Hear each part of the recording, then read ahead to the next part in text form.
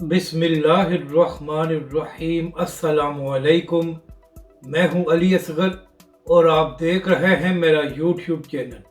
हाफिज साद हुसैन रिजवी का धुआंधार खिताब army chief और वज़ीर-ए-आज़म को दावत, इस वीडियो में हम इसी के मुतालिक बात करेंगे।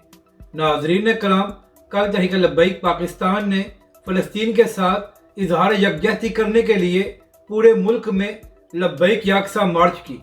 तो इसी हवाले से लाहौर में लब्बैक याकसा मार्च से खिताब करते हुए तहरीक लब्बैक के सरबरा हाफिज साद हुसैन रिजवी ने सबसे पहले इसराइल के मुज़ालिम की मज़म्मत की और फ़लस्तीन के साथ इजहार यकजहती किया।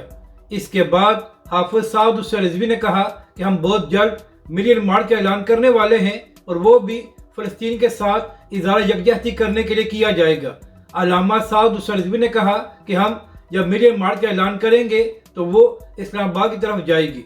इसके बाद तहरीक लब्बैक के सरबराह ने कहा कि हम आर्मी चीफ और वज़ीर-ए-आज़म दोनों को दावत देते हैं कि जब हम मिलियन मार्च लेकर इस्लामाबाद जाएं तो ये दोनों हजरात हमारे स्टेज पर आएँ और यहाँ से आकर फ़लस्तीन के साथ इजहार यकजहती करें। यानी कि नाज़रीन कराम, तहरीक लब्बैक के सरबराह ने कहा कि जब रियासत पाकिस्तान, तहरीक लब्बैक पाकिस्तान और हर सियासी जमात का एक ही मौक़िफ़ है, तो फिर जब हम इस्लामाबाद आएंगे तो हमारी दावत है कि सब लोग हमारे स्टेज पर आएँ और फ़लस्तीन के साथ इजहार यकजहती करें।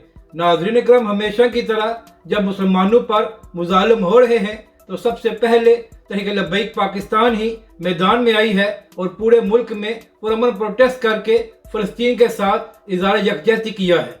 अपनी राय का ज़रूर इजहार करें कि आपको ये वीडियो कैसी लगी और हमारे इस चैनल को भी सब्सक्राइब करें।